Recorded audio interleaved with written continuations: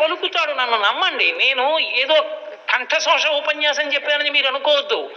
నేను పరమ ఆర్తితో నమ్మి చెప్పుకుంటున్నది ఇది తప్ప నేను ఏదో సంతోషానికో సరదాకో ఏదో నాకు 4 మాటలు వచ్చనో నేను చెప్తున్నానని మీరు దయచేసి అనుకోవద్దు.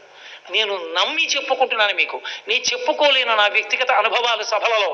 కానీ వెంకటరమణుడు ఎన్ని పర్యాయములు ఎన్ని రకాలుగా అనుగ్రహించాడో నాకు కాదు, నాతో ఉన్న అంతేవాసులు, నా అంతేవాసులు గోపాలకృష్ణ గారు వాళ్ళందరికీ తెలుసు.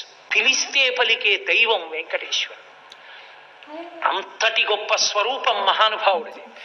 ఆనాటి నుండి ఆయన మాట్లాడడం మానేశాడు. మాట్లాడడం మానేసి మౌనంగా ఎవరిని ఎలా అనుగ్రహించాలో అలా అనుగ్రహించడం అప్పుడు మొదలుపెట్టాడు.